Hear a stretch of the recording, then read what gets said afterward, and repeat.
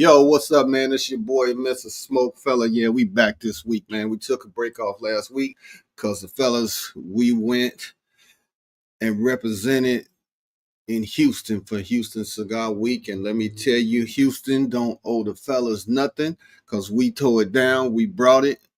We did our thing. They showed us a lot of love. So, man, we back in it. Hey, right now, I'm going to bring my guy in, Luck. Tell him about Houston. You on mute, baby.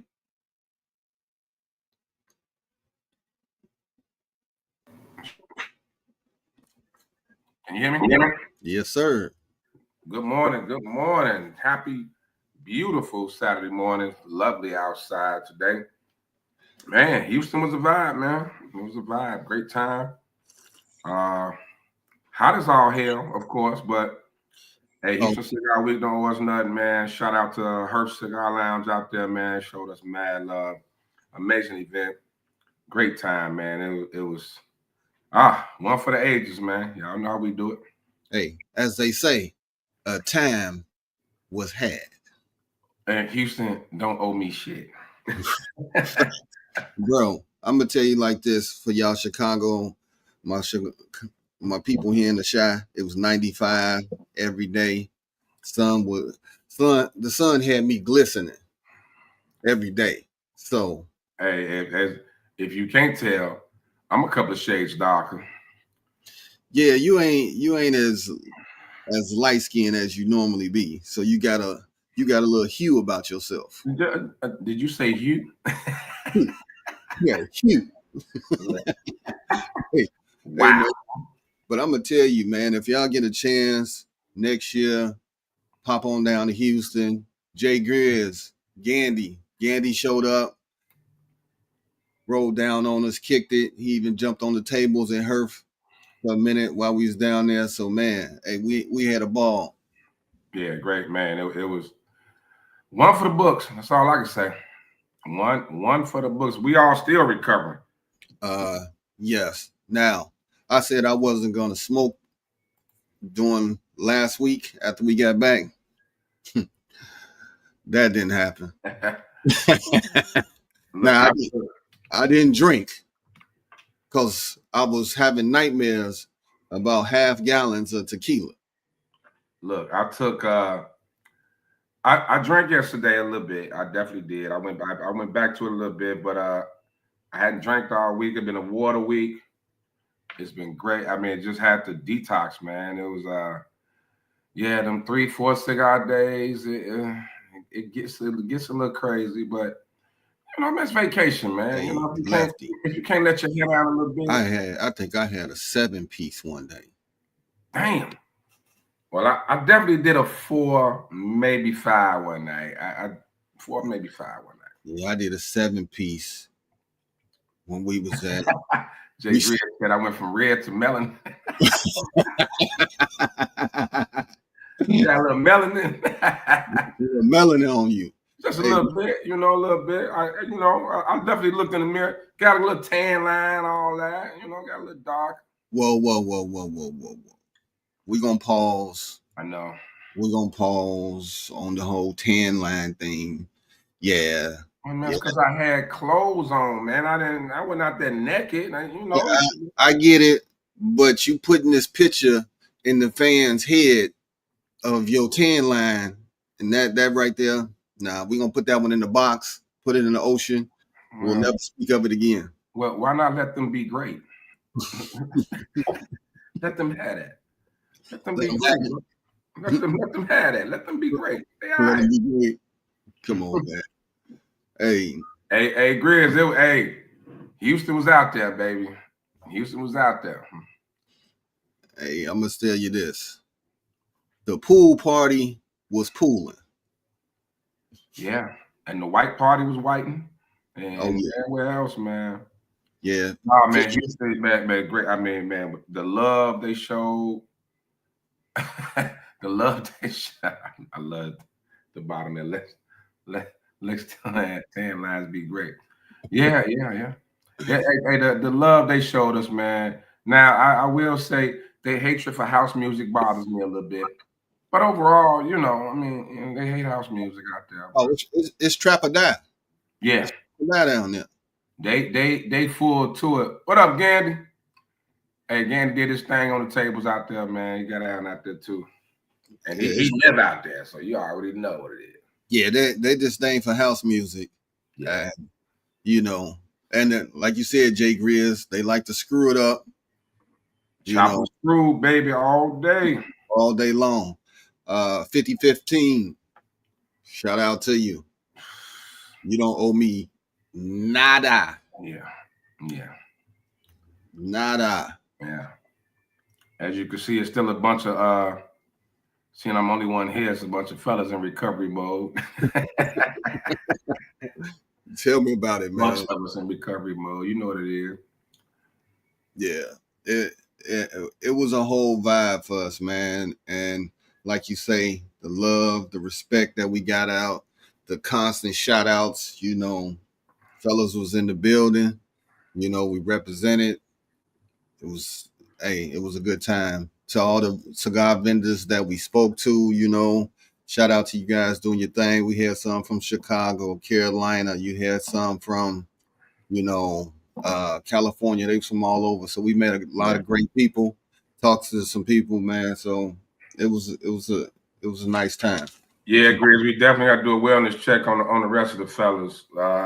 Yeah, it was that. Now it's time for the anniversary, man. So we getting ready for this 10-year. Hey, Jay Grizz, I'm not checking on none of them. They I didn't talk to a few of them. They signed waivers before they went. They knew what it was going to be down. I talked to a few of them, man. They alive. Now, alive and well is different, but they alive. That's different. And they still here. And recovery. Yes, yes. Hey, it's gonna be a weekend, man. 10 years, man. 10 years. Hell. 10 years. 10 years of Humidor Shop Talk, all that. Humidor Sports, man. It's been a great run. And ain't worn out yet. You know, that's the thing, man. You know, getting up and doing this every day. It's been a lot of people that have started podcasts and all this, that, and other. And they when they see the dedication and loyalty it take to do this week in and week out, it's a job, man. Yeah. And it's definitely a job. And you gotta, you know, you gotta get up regardless of what you did the night before, no matter what's going on, no matter what, man. You know, we get up and we come in here and give it to y'all every week. It is what it is. And I tell you, it's been countless number of podcasts that have started that didn't last. I ain't gonna even say a year. When you see it, because we make it look easy, but it's not. Trust. It's not, man. So left, man. It's me and you. We're gonna get into it, man. All right. I kind of wanted to talk about Stefon Diggs, the whole boat party. Woo. Okay. You know, with the bikini clad girls all on them twerking, and you know, whoo, it reminded me of the pool party in Houston, but that, as Kev say, that's neither here nor there. Without the pink stuff. Without the pink stuff. We don't do that. I got problems with this. I know OTAs was going on and he wasn't there. Right? He wasn't there. That's the big thing. They saying, "Oh, you on a boat." They never said what day it was. That's the weekend. He got his own personal life, his time. But for me, the biggest thing, who shot the video and leaked it? Yeah. I'm with you on that, man. And unfortunately, the athletes today, it's a social media era. You know what I mean? Like, I'm pretty sure we would have caught some of our all-time favorites with a little booger sugar and some other things back then. You know what I'm saying? If somebody wasn't if you didn't have people that were aware of your brand, you know, that everybody want to be great, everybody want to get followers, everybody want to go viral. So you know, you may think they're your people, or they may be, or maybe somebody with somebody you know, or with one of the young bikini clad ladies that was there, you know, and you know, it's like, and you don't realize you're having fun, you're trying to enjoy yourself, you know, you're trying to at this moment not think about the job and this, that, and the other. But hey, man, you know, but then you know, here goes somebody trying to get views, and it's out there, man. I think that even Jordan even said it not too long ago, like, oh yeah, social media era. Man, you know, nothing, nothing sacred, dog. Nothing, man. You know, and so you just at this point, if you got something to protect, I mean, look at our boy Shannon Sharp. Hell, I mean, shit, it's out there. All Yeah. this stuff, all this stuff we learning now about bad boy. Take that, take that. You know, that was. I feel like my whole upbringing was just full of criminals and wild stuff, man. Like look at everything that's coming out now. Hey, You know? Gandy said, "Hey, players, stay off these boats." Right. Can't even go on the boat. You know what I'm saying? You a millionaire. You trying to enjoy your life, man. You get caught. The only person that didn't get ostracized for being on the boat was Dallas owner when he did the draft from the boat. That's it. That's it. But then Odell Beckham, that picture still get jokes. Man. No women, just naked dudes on the boat. Yeah. Yeah, we ain't gonna go that. We ain't gonna go into that, but I feel you. Or him coming out the water singing. Right. Come on, man. You know, even the locker room's not sacred. Who was that? It wasn't Pickens. Was it Pickens who was, you know, when Tomlin was giving the speech or whatever, who was filming in the locker room? Yeah. Yeah. You know, man, everybody wants to go viral, man. And it's honestly, I ain't gonna say I feel bad, but I mean, think about, you know, the things that we just us done, and we ain't even millionaires, man. Just think about the things we've done. If it had been a camera around or whatever, somebody trying to go viral, they could have messed us up. You know, because everybody, you do stupid stuff, and we got to keep in mind he's a young. Well, Stefan ain't that young, but he's still pretty young, man. You're immature. You do things. Compared to us, he's young.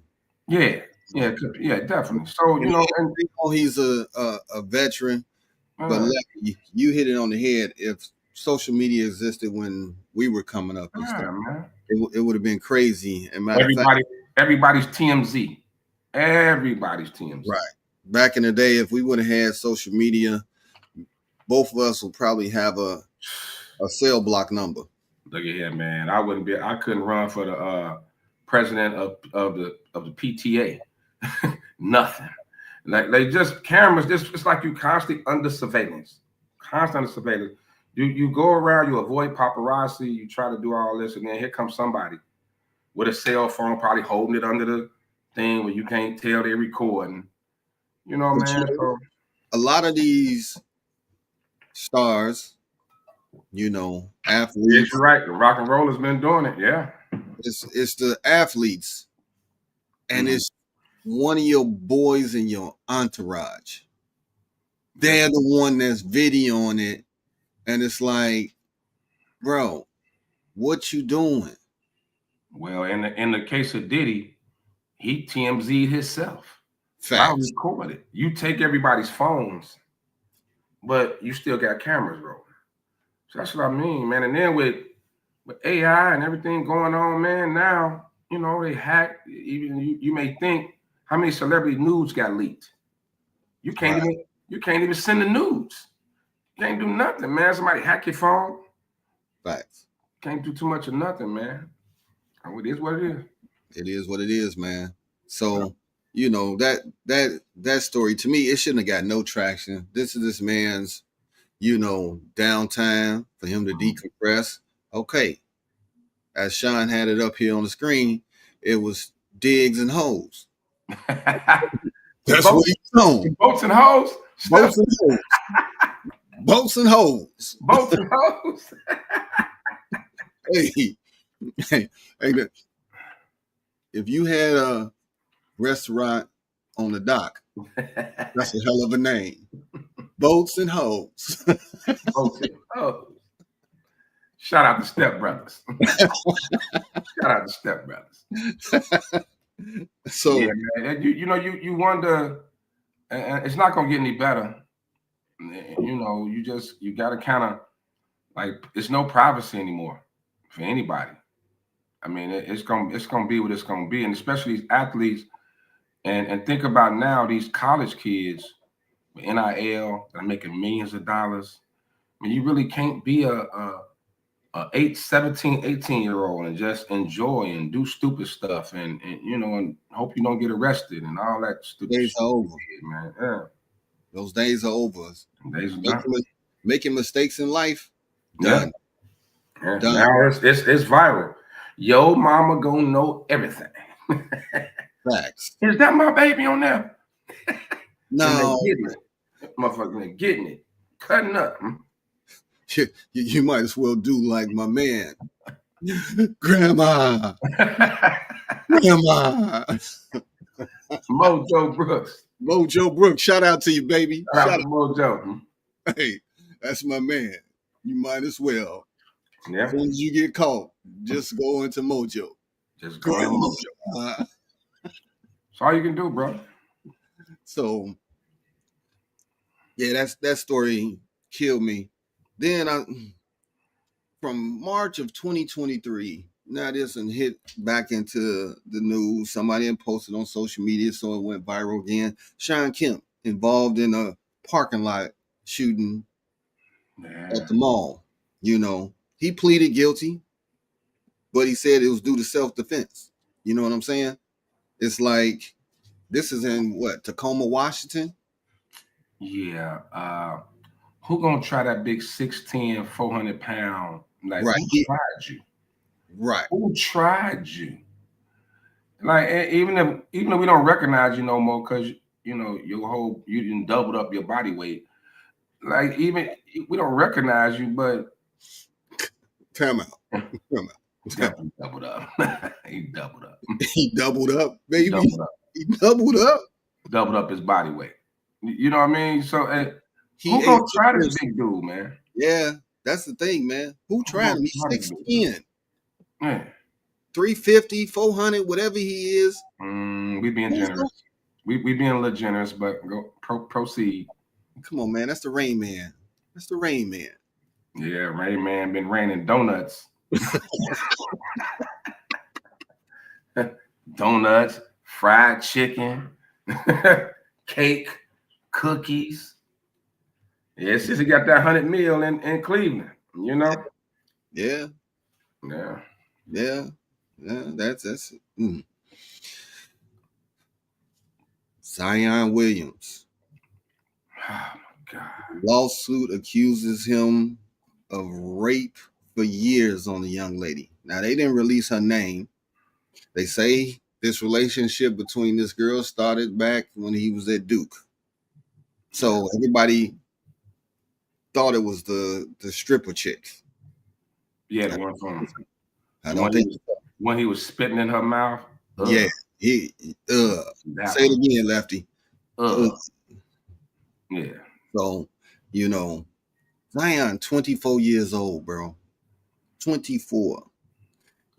This chick is claiming strangulation, aggressive, violent rapes. He couldn't go to bed. She couldn't go to bed unless she gave it up. It's just crazy, right? And they say the lawyer is seeking somewhere between 18 to 50 million bands.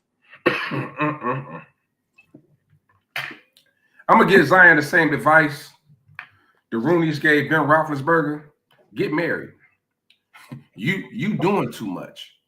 We got to send the country cousin back to the country. You can't handle this life, bro.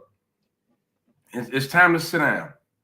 It's just time for to sit down. And here's the issue that you're gonna have. And I'm pretty sure we're gonna segue into it when we get into the NBA. But when they're looking for the next face of the league, right? You're looking for the face in the league.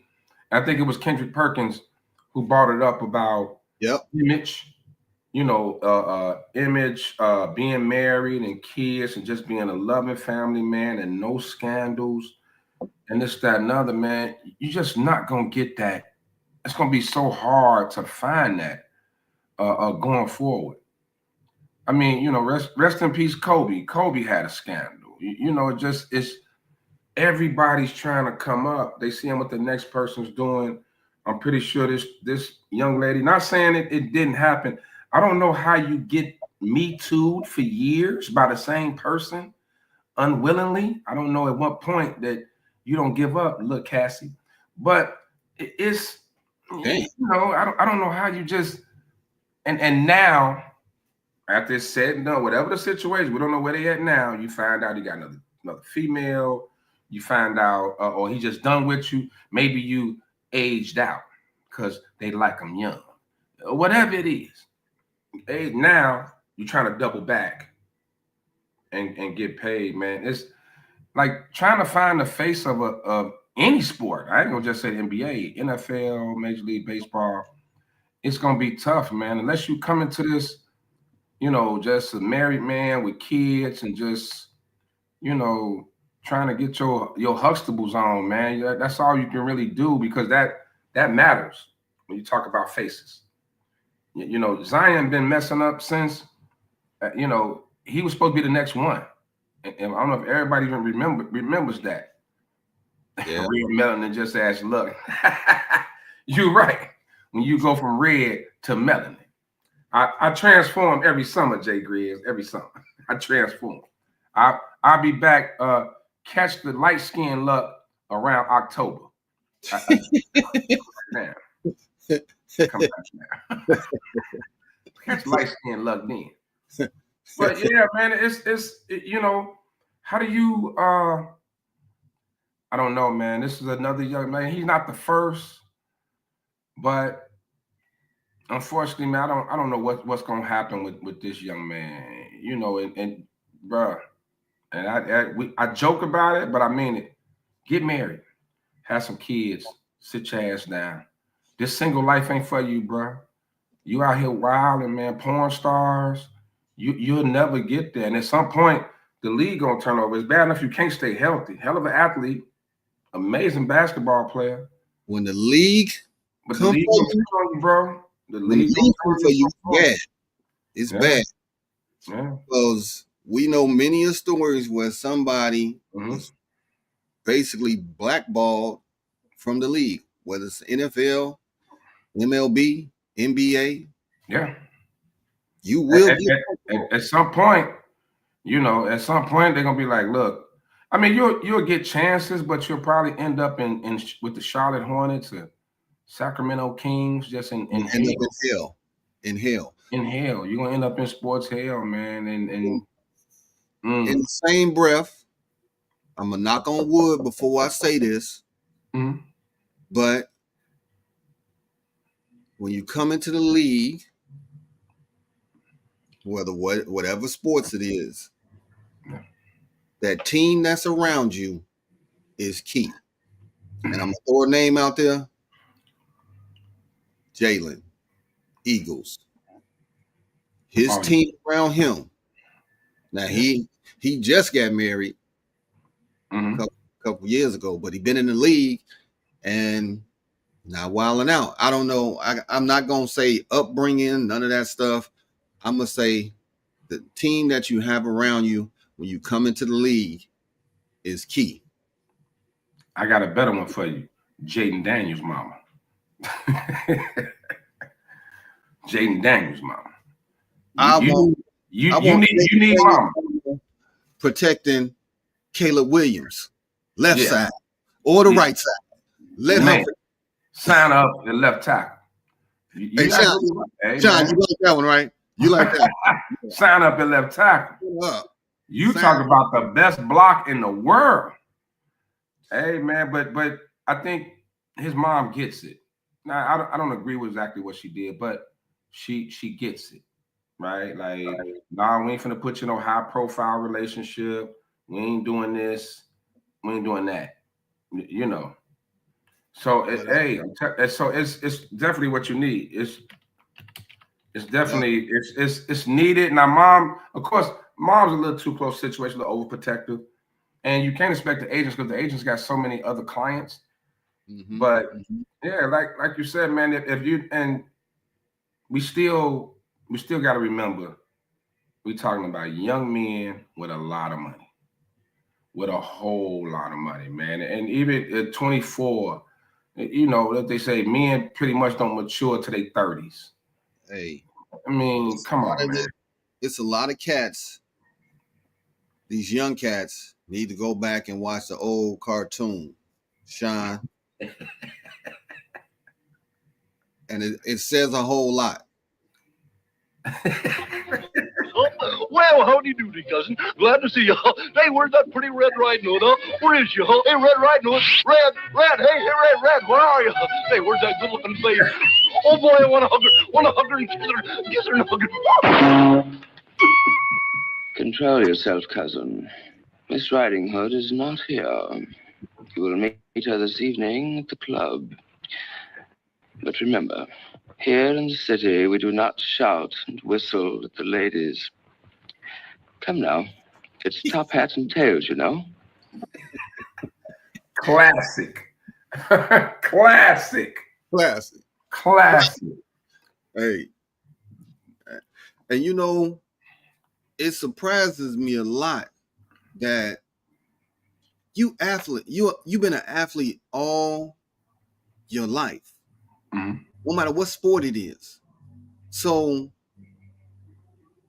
fans, groupies, whatever you want to call them, been loving on you for a long time. So now you get this money in your pocket and now you want to go crazy. You've been getting loved on for a long time, man. So why go nuts and bananas? Well, let me say this. You might get a higher caliber person loving on you. Jay Grizz, you didn't threw me the oop. You threw me the oop. Ben, we've been doing this a long time, right? So think about been playing sports most of our lives, right? Just think about popularity from elementary school to high school to college. The levels changed, not just in the sport, right? But the access that you have, you know, the more women and more things. So I hear you. It's just it's levels to this, man. And Jay Grizz just said, like Travis Hunter, you know, Shorty didn't lock them down. She didn't lock them. She got on it quick, and she been working her thing for a minute. But man, just if he come in the league and shine and blow up, literally and figuratively, Luck. that part. But once and luckily he in Jacksonville. It's a little smaller, little college town, whatever it is. I mean, it's still. He do go on the road. Right, exactly. Go on the road, you know, ESPN. Everywhere you go, everybody knows you. Everybody, every woman, everybody know how much you make, or somewhat how much you make. Everybody, man, his access. Come on, Gandy, for real. Come on, man. Come on. Get the magic in their Hey, man, but here's the thing. Perfect example. Magic, small town country boy in Michigan. And, you know what I'm saying? Out in Michigan and went to LA. Well. And the stories we hear. Okay. That was Bus' fault. Because Bus made that into pretty much the Bunny Ranch. The first Bunny Ranch ever heard of. Well, Bus was doing it too. Bus was busting. Bus was busting. Bus was busting. No Diddy. No Diddy. But okay, Lefty, I get what you're saying, the levels to it. But you also got to understand, as you go up the levels, it gets kind of, I'm gonna use the word dangerous, because now you got the money seekers, and you can't tell me mama, grandma, auntie, or somebody wasn't in their ear and was like, man, these hoes out there. My mom used to use the word hoochies. These hoochies gonna be out there. You know what I'm saying? I told my sister, why you teach her that word? Because every other word came out. Who this hoochie calling here? Who this hoochie at my door? Yeah. Look, fast tail heifers. So once you get that money, now you can't trust every beautiful face, every thick body, because their intentions are not always good. Let's just say BBD told us never trust a big butt and a smile. There it is. Everybody been telling us that forever. Everybody been telling us that forever. But think about it, man. Like we've been their age. It's easier said than done. I'll ask you this. Be honest. Mm-hmm. Think back to the most trouble you got into it. Was a pretty girl involved? Every time. It was always about a female. Every time. I ended up in some of the worst places in my life that I knew I shouldn't have been in. Yeah. Because of a pretty face. In the words of former great pastor T.D. Jakes, the flesh is weak. The flesh is weak. The flesh is weak. I like that one. It's the flesh is weak. So fellas, whenever you get in trouble or caught looking or whatever you doing something stupid, let them know. Even Reverend T.D. Jakes told us the flesh is weak. It's weak. So did the Reverend Lonnie Love of Martin. Damn it, mine eyes. Damn it, mine eyes. I rebuke you. I rebuke you. It's easier said than done, man. That's all I'm saying, man. Hey, look, man. Pops always said, man, you don't want to get bit by sharks, don't swim in salt water. You know what I'm saying? Yeah. It is what it is. Hey, man, it's tough because it's out here and they throwing it, man. They throwing it at these young men. And now we talked about earlier, social media, access to people. Jump in their DMs, follow them. Like, it ain't just the cities and towns, man. You just wake up in the morning and your DM on fire with the nudes and chicks like, hey, you know what I mean? Like, man, the access, man. This is a great time to be an athlete because of the money, but a tough time. Yeah, they gotta. I'm gonna be honest. When we talk about generations and all of that, they have it tougher than we do. Because of social media. And like you said, the biggest word I'll lean into is access. The access is amazing. And you know what? These girls, these guys, will jump on a plane in a minute. They're getting flued out. They're getting flued out. Wait a minute. Say it again. They getting flued out. Bars. It's just that, man. You know what I mean? Like, I mean, we keep the guy code, but man, guys, look at shit on Instagram and all that, X and the threads, that thing there.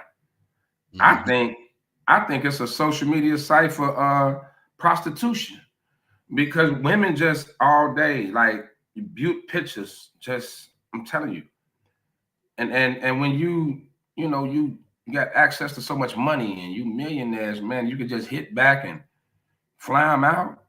Come on, man. It's the key is discipline, but it's easier said than done. Right. And now the athletes have way more money than they had back in the day. And they're going out the country. And when I say you go out the country, you see some of the most beautiful, exotic women in the world. And I love a woman to speak a different language to me. It just make my knees weak, you know? So Yeah, man. I mean, think you look at from the neighborhood to, you know, the city, now it's the world. it's the world. What into your college campus, and now you got the world, man. The world, you got access to the world, and the world got access to you. Yep. And it's, you know, it's, I know it's, you know, we at that age now. We the old drunk uncles giving advice and all that stupid shit. But we was their age, and we ain't even millionaires and did a lot of stupid shit. A whole lot of stupid shit. So you can't. It's not an excuse, but you get it. I mean, you get it. Like we'll sit here and be like, man, why you messing with that girl? And then you see a picture of you, be like, yeah, I probably would have did it too back then. Yeah, I would have. I probably messed up too. Yeah. I would go. Yeah. Pretty much. Pretty much. But just like we did, we had somebody that told us. Now, we didn't listen, but somebody told us. Everybody tried to told you.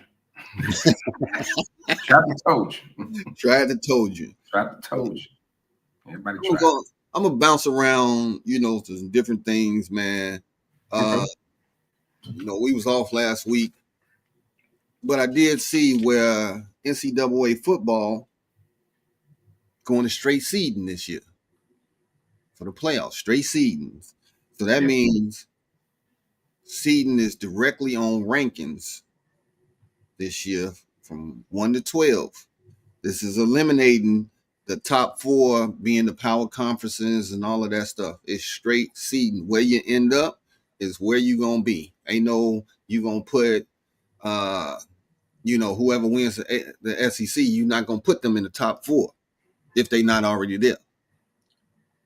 Now, in my mind, they're gonna mess this up some way, somehow. But I do like the thought process with this. Your thoughts? Because last year pissed off a lot of people.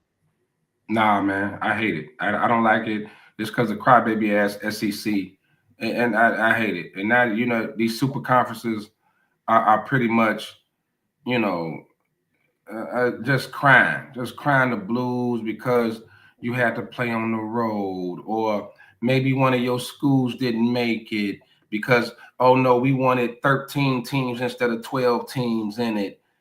Come on, dog. No, man. The NCAA is becoming, you know, I know it's always been a business, but it's becoming the biggest joke. They pretty much, they've already destroyed the smaller schools, but now you're trying to bury them because now you're saying, you know, of taking away money because they can't get a home game. There has to be a reward for winning your conference, and it's more than just the SEC and the Big Ten. Give these underdogs a shot, man. And if, okay, you got to go on the road. If you that much better, just be that much better. Don't matter. If you're going to you just got to win it. Like you already got the best of everything. You already got the best of everything. So if you got to take your ass to Boise and play on that ugly ass blue field, then take your ass to Boise, go on there and win. if you the squad, right? If you all that, hey man, do it. I'm not gonna let you disrespect that blue field, man. I like it. That field ain't shit, man. Like, now you may go blind. It's hard. It's hard on the eyes. You gonna go blind while you out there playing. Yeah, man. I like it. What more do they want, man? You getting all this money, like y'all got everything. Everything. Give us a small school one shot. One shot. Reward us for getting in. The only ones that got us the NCAA basketball tournament, and they still tinkering with that. There was nothing wrong with it. They adding this plan. Now they finna add another. I think they finna add another like 12 teams or something ridiculous they talking about doing to the tournament. Yeah. On a money grab, but it does still give other schools a chance, smaller schools, as long as you're giving them a chance when you're expanding, it's fine. But if you're doing it to accommodate these crybaby ass super conferences, I got an issue with it. And it's just like that's what NCAA football did. You're giving these crybaby ass conference, super conference. You already got all the money, all the teams, all the TV deals. You got everything. Why are you still bitching and complaining?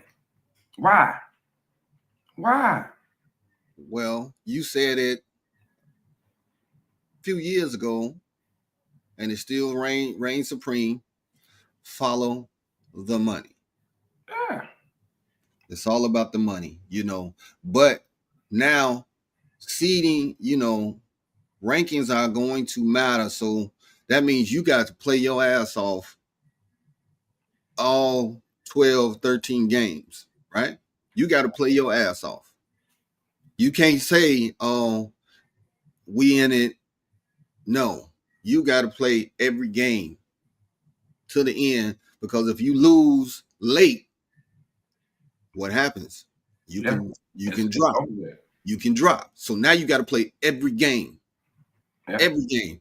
You play in a small school. You can't go into the small school and like, oh yeah, we're gonna win this, and then they clip your ass by one. But you notice this too, man. What it also does, it keeps the power in the man's hands. True. We still decide. You're right. You're right. Who's gonna be in it and who not. Now they ain't never giving that power. Right. But at least the previous way, okay, if I win my conference, I'm in there. Now the man still get to decide who gonna be ranked where. And we didn't seen it a lot of times where certain schools, if they lose, they only drop a few slots. But other schools, if they lose, they damn near drop to hell. They never can make it back. So you can always have the Alabamas. You always have the Notre Dames. You're going to always have those teams that are going to linger around, because now with the seedings, we get to decide. We still get to make the choice. We still get to make the choice of who we want in there, and it's going to be based off who brings the most money.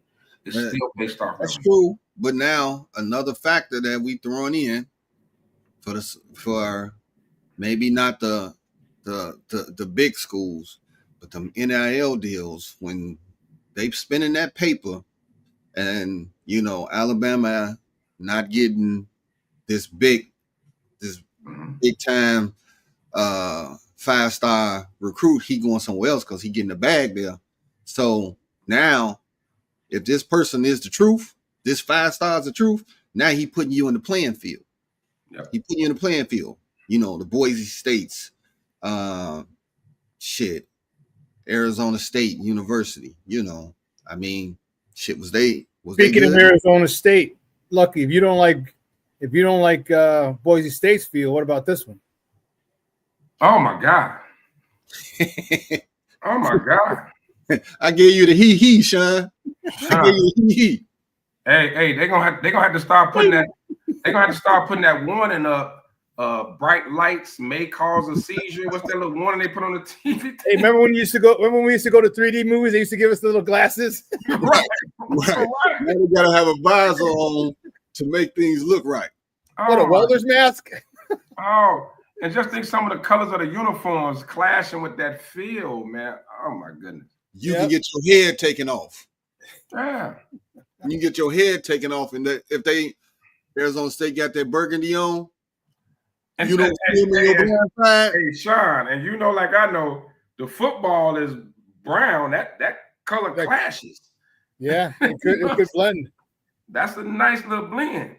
So that ball on the ground or coming and you look down and look up. Hey, listen, you like this? That burgundy uniform coming over here. Oh, yeah. But hey, Sean, I'd like to get your take on it, man. Like, I just the way that even we've been begging for playoffs and with NCAA football and everything, they finally get to it. They teased us with the 4, now they gave us the 12. Now they doing this. Do you feel like it's still we have to keep control of it, and it's about the revenue. Who's gonna bring in the most money? The smaller schools are still getting buried more and more and more. Yeah, I think with that, it's like now you're not going to want to. It hurts the smaller schools big time because they're not getting that sacrificial lamb money anymore. You know what I mean? Like Michigan ain't giving, Appalachian State, $500,000 to go whoop their ass because Appalachian State with NIL, they might, if they don't beat you and they keep it close, they're going to take that. Let's not forget, they're going to take that into consideration as well. Well, you only beat a 1 double or FCS school. You only beat them by 7 points. Yeah. So it really hurts the small schools, and it really does. I mean, it's overall for the players. It all depends on what side you're looking at. If from the players' perspective, it's good because you can get a bag anywhere. You can get a bag at an FCS school, okay, and you probably if you're that dude, you're probably going to start right away, as opposed to going to a big Power 4 conference and going to Alabama, Georgia, Michigan, Ohio State. You got to wait your turn. Here you go, you get a bag, and it levels out the playing field a little bit.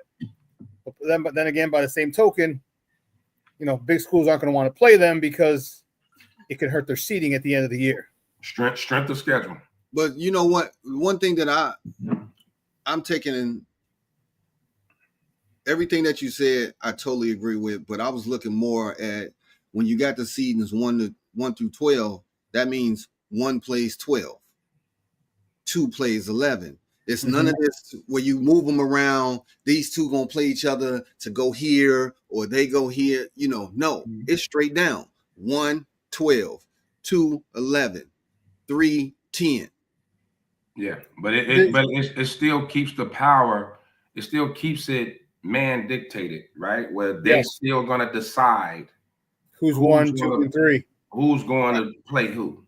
But if you remember last year, Indiana, they were throwing them around, placing them where who gonna get them next because it's an easier road for this team versus Yeah. Well, here's the issue that I have. People I don't know, people don't like the fact that I'm a conspiracy theorist, but this is entertainment, and it's a multi-billion-dollar entertainment, right? So they're gonna be able to do the same shit that they did before. Just not overtly. They're gonna have. If you don't think they're gonna be in a room saying, okay, if we rank these teams 1 through 12 here, here's how it's gonna go. If they want a certain team to have a certain path much easier, they're gonna see them a little different. Yeah, exactly. All right? Everything is done behind closed doors. All right. Yep. Why do you think the NBA draft they have the lottery no more? Right? All that stuff is all done. It's all entertainment. And it's a $1 billion industry. And I get it. And it's all about them with the control, retaining control. Okay. And, doing what they feel is best for that particular sport. In this case, men's college basketball, college football. Yeah. And the fact that they didn't give the way they had it set up last year, give it a couple of years first. Like, don't just out the gate, okay, we just got here, with this, right. with the 12 teams. Let's see how it works for a couple years. I get it. People have issues with the blowouts and some teams just didn't look like they didn't belong. I get it. But at least give it about 5 years before you just go in and let's change it up and let's do this. And it makes a lot of sense. Yeah, that makes a lot of sense, man. You can figure shit out in that 5 years. Yeah, you know what I mean. Let's try this. Let's try that. This didn't work well. This worked well in that sample size. I want give us a decent sample size. Like you said, 5 years is good. You can see a lot of things, a lot of situations are going to arise in 5 years, and now you can better prepare for a more exciting tournament. Man, the NBA playoffs this year, and I know it's different sports. Hem them games been exciting, most of them, except for a couple blowouts. Maybe real exciting. This is what you want. You want to see. Okay, what can we do to make all of our games exciting? To come down to 1-score games at the end, and that's because when you get 1-score games, people watch. Because all of a sudden, somehow, some way, people tend to know when games are close. You know what I'm saying? The viewership goes up. You know, and with social media, people are like, "Oh, damn! I can't believe Alabama's is down by 3 with a minute to go." You know, boom. People see that, they go on the TV and they check that game out. So, it's like they just jump ship. Like just 1 year, we got to make changes. Like, come on, man, slow down a little bit. And like this was the first year. It's the first year, and it's never gonna be perfect. You know what I'm saying? Right away. But let's just see it a little bit, because who knows? We could have a small school that turns into an underdog and becomes the toast of the nation. The Loyola, the Loyola Chicago, when they made their run into the tournament. You know what I mean? Like, it could be that, and you're gonna get more eyes watching because everybody loves a great underdog story. Everybody does. I don't know if that'll happen in football because FCS schools, those 1AA schools, don't have those big types of the size disparity is different. And I understand the NIL can kind of level out the playing field, but if you're that dude, you're at a Power 5 school, Power 4 school. They're giving you that money. They're giving you the NIL. You ain't worried about it. Yeah. So the playing field is a lot different. Yeah, it is. You may get one school every 3 to 5 years that's shocking the world in college football, and because but I don't know if they'll be able to go that far. Like think about this. You mentioned Loyola. Think about there was that 3. No, but the first 2 weekends it was game-winning shots. Yeah, it wasn't beating shots. That's the only way they won. I highly doubt that a FCS school will be able to beat a Power 4 school 3 weeks in a row. Yeah. Especially after watching film. Yeah, not that when you hear it, it makes sense. Yeah, because no one would have expected Loyola to do that 2 game-winning shots. I want to say it was 3, but I know for 2 for sure. Game-winning shots, buzzer beaters, and let them advance. That was $1 trillion to 1. Yeah. In football, I just don't think it's possible to have those guys. Like I said, you watch film, you're going to get a defensive coordinator like, oh, this is their stud. We're taking him out. We're going to bracket him. We're going to do this. They ain't going to throw him the ball. We're going to hold him. Whatever we got to do, we're going to do it. So, I just don't think that have one a small school in the national championship game. Yeah, film in football allows them to expose a lot of weaknesses, tendencies in the team. It's not like in basketball somebody can get hot and you just can't stop them. In football, somebody can get hot, but now you got schemes to change that whole dynamic and direction of the play and mess this player up. Yeah, ain't that much heat in the But you need 10 other guys for that one guy to get hot. In basketball, you don't need the other 4. Right. In basketball, you don't need Steph come across, shoot it from the logo, splash, splash, splash. That's all you're gonna do. You got a O line that's averaging 320 going up against a D line is averaging like 250 and under. Shit. What the hell you gonna do? They run them off. They ran over, man. Like nothing you could do. So y'all right. But I think I was just looking at it from the perspective of just the great underdog stories, the great runs, and you're right. Comparing basketball, football, 2 totally different moves.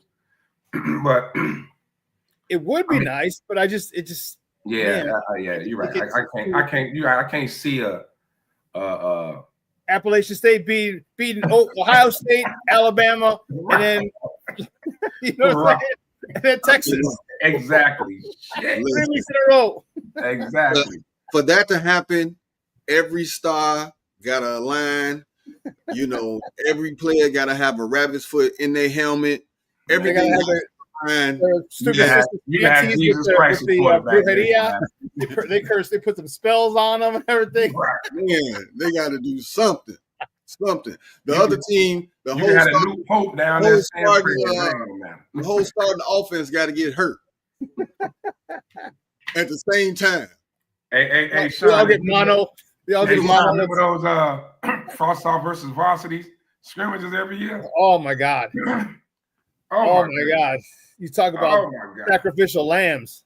My goodness. Right. Frost-Off versus Varsity, you like, man, we can't beat these big bohemoths, man. Like, what are we gonna do? Right. We even had that in college too, when they had the JV team, maybe freshman, sophomore. And we were in practicing again in the spring game. You know, you have the first team offense versus the second team defense, or the youngsters and the first team defense against the youngsters on offense. Man, this one dude, our All-American linebacker, bro, we ran to run and shoot, but one of the plays was an option.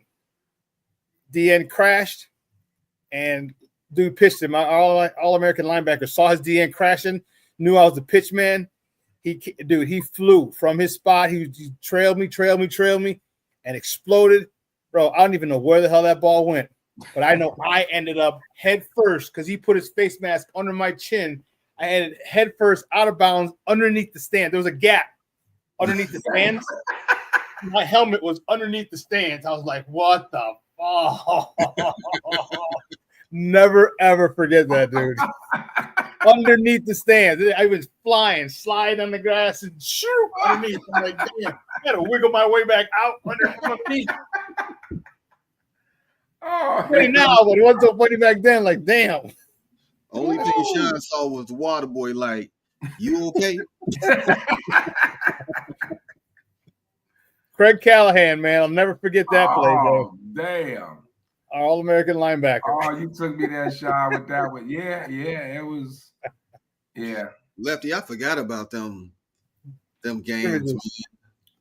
Frost-Off versus Varsity. But like in basketball, maybe you had like you said, somebody could heat up. That football field, man, you can't line up against them cats, man. Bigger, stronger, faster. Yeah, you just can't, man. You might have had one person that excelled, and then next thing you know, that one person, he rolling with the big dogs now. Hey, you come up to the varsity. You play varsity. You right. There's no other chance. Right. Y'all. Yeah, we'll see y'all in a chance. And then every quarterback's worst nightmare, open on the quarterback.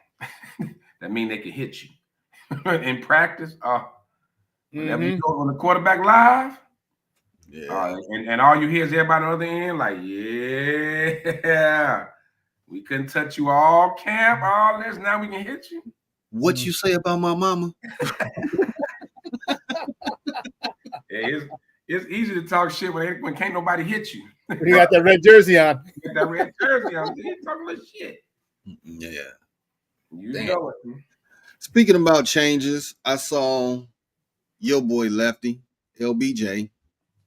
He was on a podcast with Steve Nash. He wants to have a break before the playoffs. Okay, let's chihuahua. Yes. He wants to break before old the man playoffs. That's old man shit, man. He was like, man, it's hard on their bodies. He was like, when the season starts, you kind of go from 0 to 100. It's just nonstop. He's suggesting a break before the playoffs.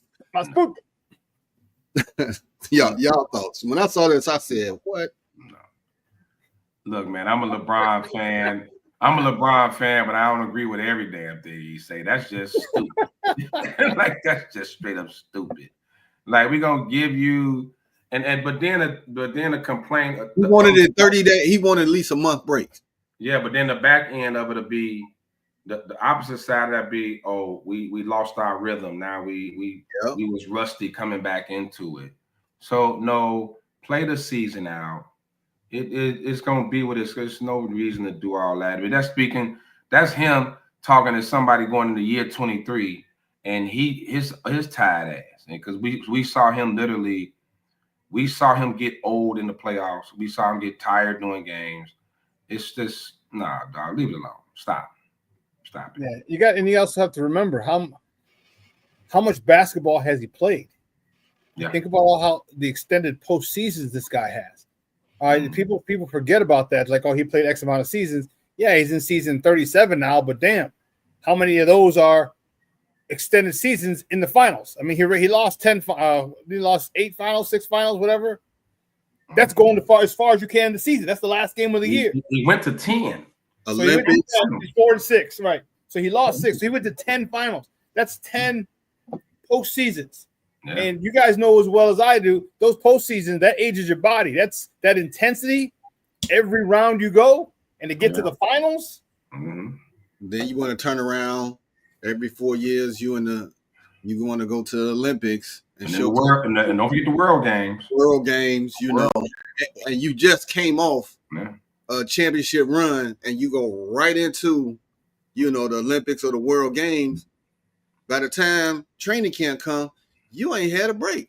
Now, if you want to tweak it a little bit, I'll say this: if you want to just a little tweak, maybe kind of stretch the playoff schedule out a little more, because you do come off 82 games, and then you go into playing every other day.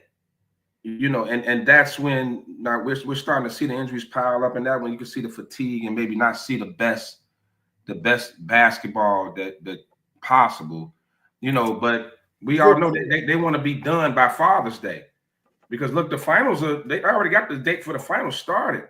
Thursday. If Indiana, New York go 7. That's Monday. Right. They got Monday, Tuesday, Wednesday. They're off. One's a travel day. One's a practice day. Yeah. But I think that's a good call, though. I think if you just set the dates up, so the first round is going to begin this day. The conference semifinals is going to begin this day. Conference finals are going to begin this day. The NBA finals are going to begin this day, and not just when both teams are available, because then it'll plug in some rest. So even if one team wins in 4 and the other one goes to 7, the team that goes to 7 might get 2 days off afterwards, just to kind of recover and travel and stuff like that if they have to travel. You know what I mean? I think that would be good. But as long as you just kind of, I think it sounds good, but in theory, but maybe that's going to actually push you past Father's Day. Right. Which we all know they don't want to do. They want it, if it's going to be a game 7, they want us sitting back, rubbing our bellies, watching game 7, talking crazy. It's a big thing. But look at, you coming off a rigorous 82 games, and we know now it's more back to back, the back-to-backs and all this. They're trying to fit all the TV schedules, all that in. Then you jump in the playoffs, like I said before, it's every other day. We playing every other day. So on top of you to just played 82 games, which none of them do, load management, all that, I get it. But this is, as much as we hated practice, but imagine if we could have played like every other day in a game instead of practicing. Yeah, we probably wouldn't get the same quality, probably would have more injuries, things like that. So, just to break off topic for a minute, not really break off topic, but I had a question, man. How did Minnesota get in the West? That's a good question. Too many teams in the East. Yeah, it was too many in the East at the time. They were one of the first expansions. Was it them in Charlotte? Wasn't them in Charlotte the first expansion? No, Vancouver. No, Charlotte. Vancouver Grizzlies. No, when did they come in? Who? Minnesota? Yeah. It's just so odd to me. I was looking at it one day. It's like, why is Minnesota? Vancouver came in with Toronto, right? The Grizzlies and the Raptors came together, right? Minnesota part of Great Lakes. You know what I'm saying? Right, but like Sean said at the time, before they did the expansion, and then I don't know if somebody moved, but when they decided to expand, it was more in the East. I don't know how. That's why Minnesota never realigned it. 89. Minnesota came 89, right? So was it Minnesota and Charlotte came together? Let me see, Charlotte. It was, I believe it was Minnesota and Charlotte. And then it was Miami and somebody. And then it was 88. Charlotte was 88. Charlotte 88. Okay. So they came the year after. Okay. Yeah, so I think like you said, it was just alignment, man. It's what can you do? Who you gonna? You got to try to even it out. I know, but they should have bumped somebody from the East For someone toward this in the Midwest to put him, you know what I mean? Like like I would put Miami in the West based on where they are before Minnesota. Miami should have been bumped. You know, well, that's the thing. Miami's East Coast. How are you gonna? They're in the Eastern time zone. Yeah, the Eastern time zone. Yeah, true. Anyone in the Central in the Great Plains, and there aren't that many. All right, Indiana, Chicago, Milwaukee, St. Louis. St. Louis don't have a squad. There's no St. Louis. OKC, but they're in the West already. That's another one. Why they were Seattle at first. Remember they was Seattle. Yeah, right on that. Wow, it was just something that came to mind when I was looking at it. I was like, "What? They our backyard, but y'all in the West." And just imagine their travel schedule could be ridiculous at, like the Bulls. When the circus used to come to town, you knew they was always out west. Right. That's all the time for Minnesota. Yeah. Well, you act like it's something else to do in Minnesota. So let's start there. Unless you know what Jimmy Jam and Terry Lewis. The little purple dude gone. I mean, ain't a lot going on, man. I mean, hey, they ain't got too much. You got Mall of America and Paisley Park. That's it. That's it. Or go check out one of the 10,000 lakes they have up there. And you don't want to go up there in the winter at all. You think Ain't that the truth? Shit. Ain't that the truth?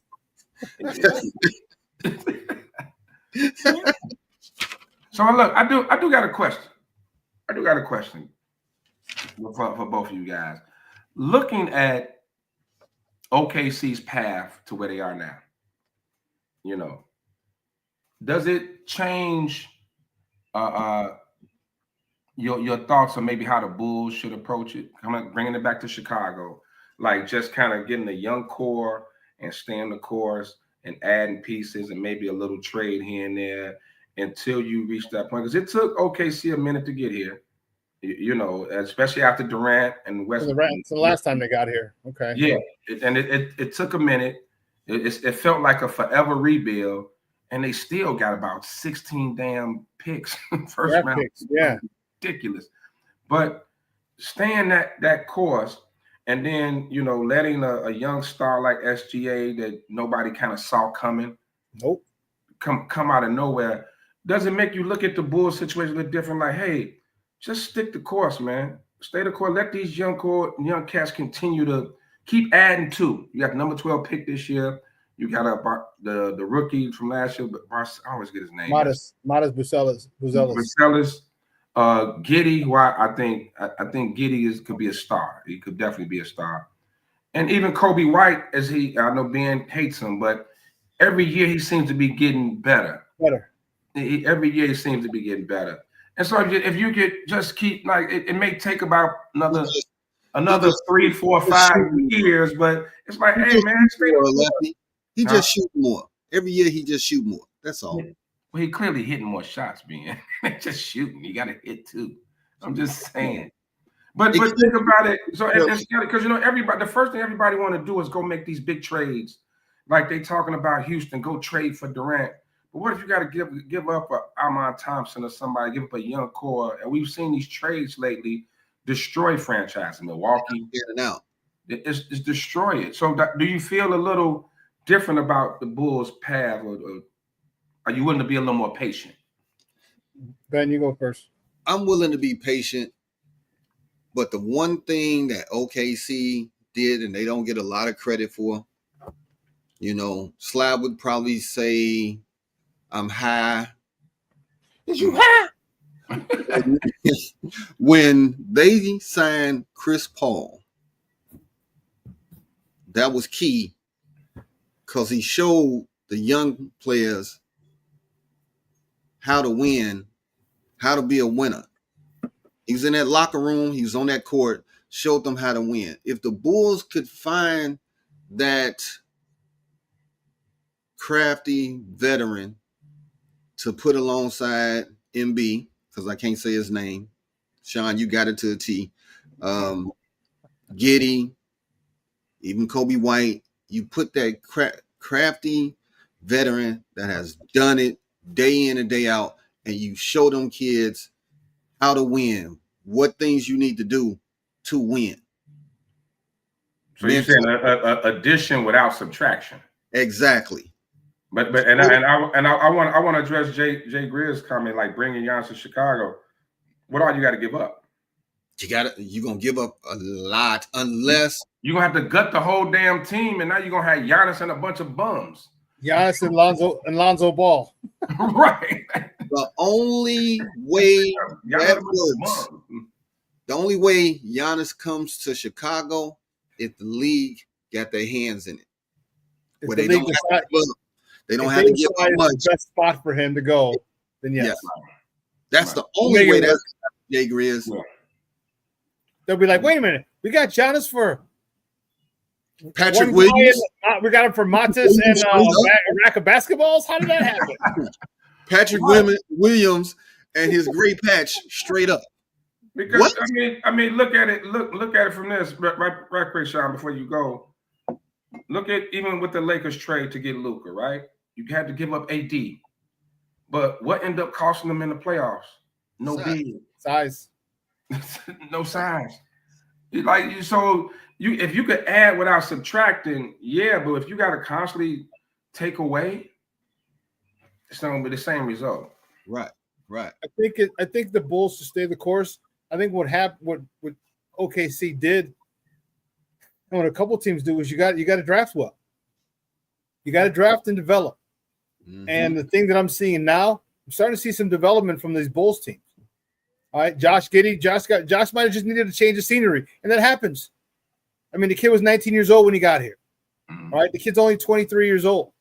So when you grow up fast in those 4 years, all right, and you might not be doing the right thing at that time for those first 4 years, and people are like done with you at one spot, but a change of scenery could do you wonders, which it has for him. Because that dude was a walking triple-double. Yeah. Right, because when he first came into the league, his first 2 years, he was like, man. And then he got into the little underage scandal thing, and the other players on OKC got better, so he kind of got pushed. Yeah, got pushed. All those draft picks, they ended up pushed because they were getting better, and it was just like they could do more, but I wouldn't have gave them up, honestly. And when they got Caruso, he became expendable. Well, that was the trade. That was part of the trade. But, right. And I think they knew. I think that was a huge part. I think they knew what Alex Caruso brings to the table. And I think they really wanted to make sure that they shored up. They scored a crazy amount of points. They needed defense. You got to have They wanted to up their defense, because if we could up our defense and stop you and limit or cut down our opponent's points by 4 to 6 points a game, maybe. And I'm just throwing numbers out there. That's 4 or 6 points. 4 or 6 points less a game from your opponent is a lot. Yeah. Especially when you're talking playoffs, because you don't do shit like this for regular season. You don't bring Caruso over for the regular season. You don't do that. Right. You bring him over for the playoffs. Yeah. And so 4 to 6 points in the playoffs, and you see how close all these games have been. Yeah. Yeah. I say stay the course, but I also think we're going to need to get a free agent and or trade.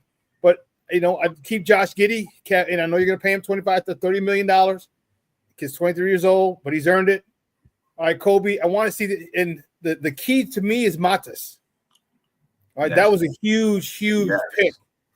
Huge pickup. You said it, Sean. Drafting well. Yes. That was a great pickup that we knew nothing about. We didn't even know it was from Chicago. Nothing. Never heard of this young man. We like, oh shit, here go the Bulls again. With this European guy, like, no, he's from Chicago. Chicago, yeah, Hinsdale. Like, what? Right. Never heard of him. Like European dude, It's possible AK then found him another joker. Another joker. Happened. Here's what I said. Wait till the 26-27 season.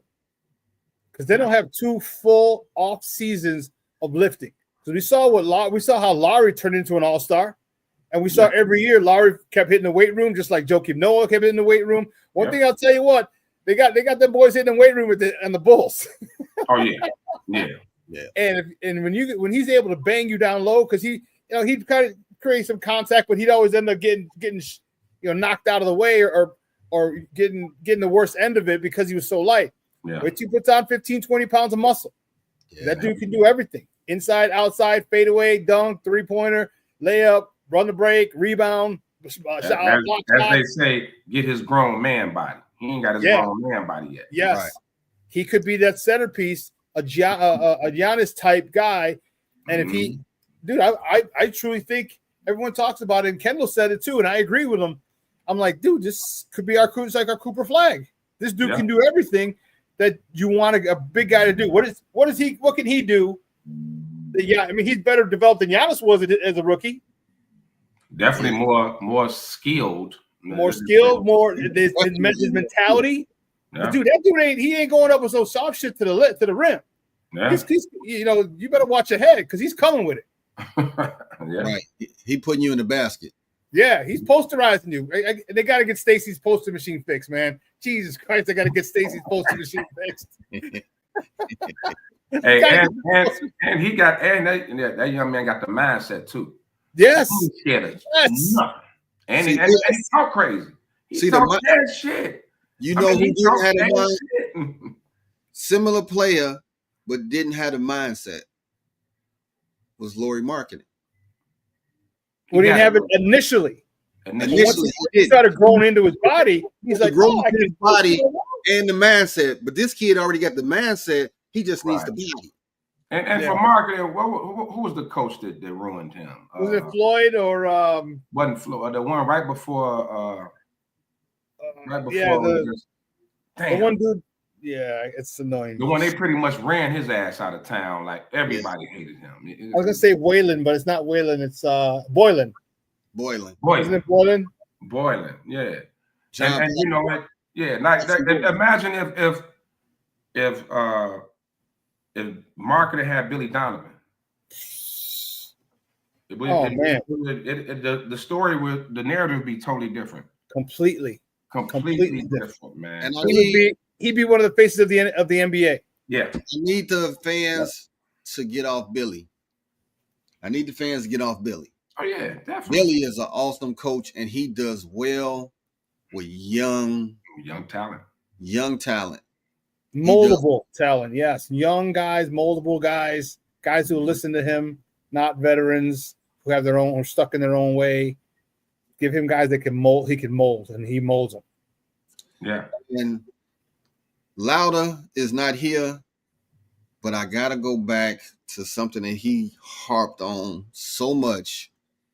We held on to those players too long because we could have been like OKC with a stockpile of picks if we would have got rid of DeRozan, if we would have got rid of Zach at the right time, if we would have got rid of Vooch, But I'm telling you, I like Vooch in his role right now. I like him in his role right now.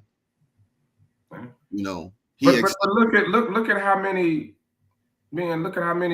like former Bulls, young players that we had in the building that are contributors on, like Wendell Carter with Orlando, Bobby Portis with Milwaukee. Like these are cats that the Bulls drafted. Gaffney from down in Dallas. Oh, that's a big one. That's the one that hurts me the most, Sean. Yes. That hurts me the most. Man, you see this cat like we just talked They had attitude. That's the thing. They were dogs. It wasn't good, talented guys who were these were dogs. You were talented guys who were dogs. Like they were attitude. They didn't have that body yet. Right. They didn't have that body. They had the mindset, but you saw the potential. Yes. It's like, don't give up on this young man yet, man. This young dude can got it. Gafford was been dunking cats since he was here in Chicago. Yeah. Like he was 6'10", 200 pounds. Right. He was like that. He didn't have his grown man body yet. Right. No, as they say, lighten the ass. It's a little lighten the ass. Lighten the ass. But you just look in his eyes, and then we know about Crazy Eyes Bobby Portis. Like there's something about the city. They don't want to go after that person who flirts with the edge, who plays with an edge. I don't know why. And because if you'd have kept those dudes and developed, if you had the development of those dudes, like you've had the development of Kobe White, of Io, but not Pecan because he's horrible. Even Giddey this year.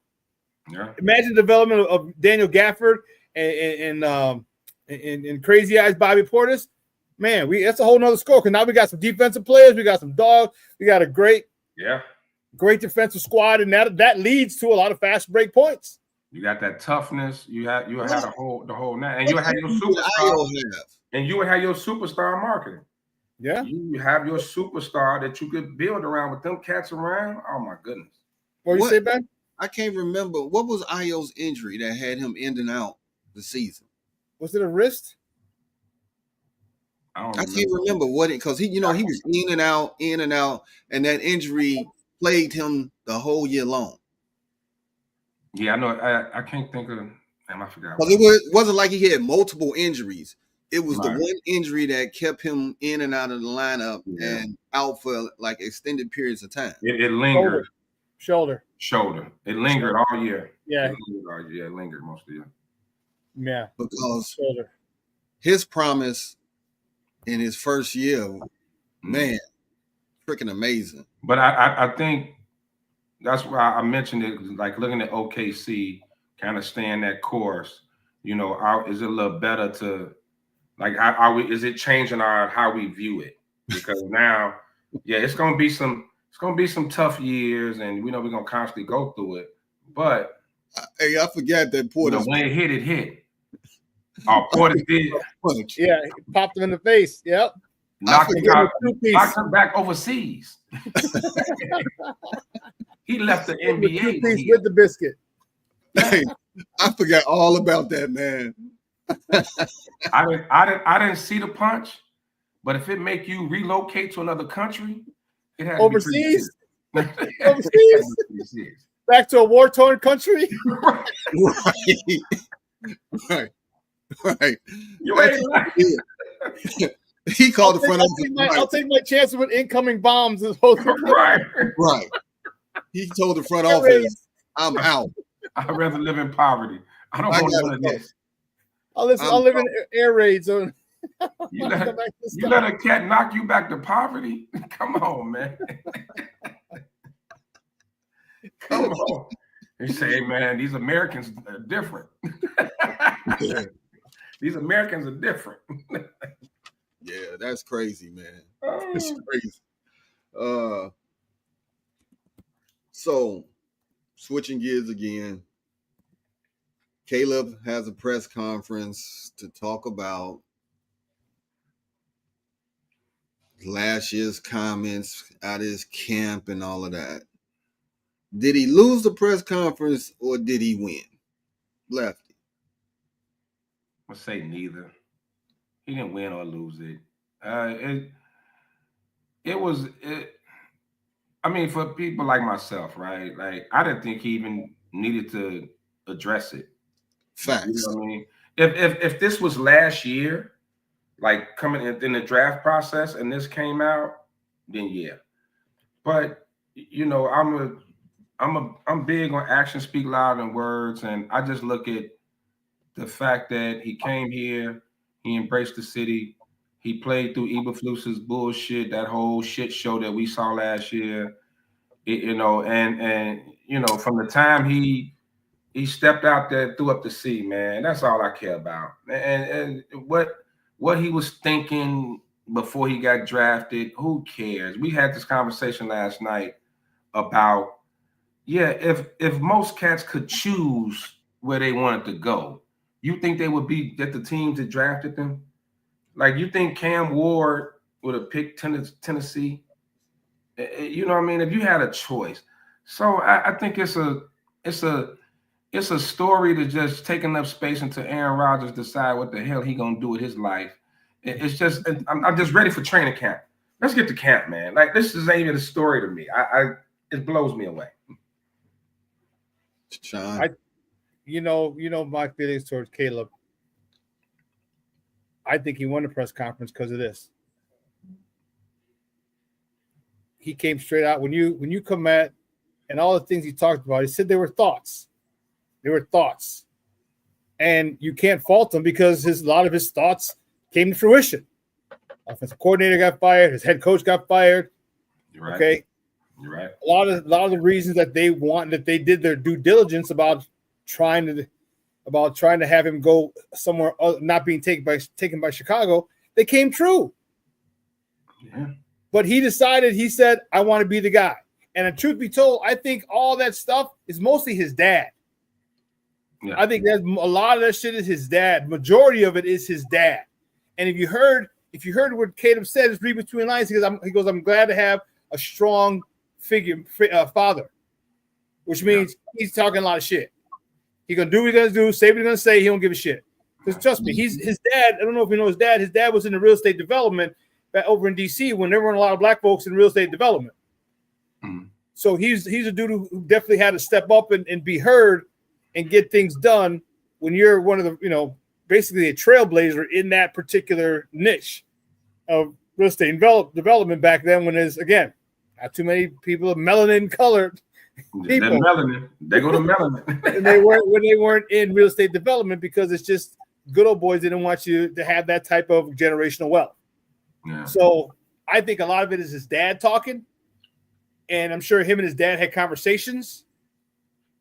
But I think he did have to say it because people are going to go, we're going to keep asking, or keep more questions are going to keep coming. And then I'm glad because someone asked him about the film. He said, I didn't know how to. And I said it on my show, I'm like, he has to know how to watch film. Like, I went to school with his high school coach.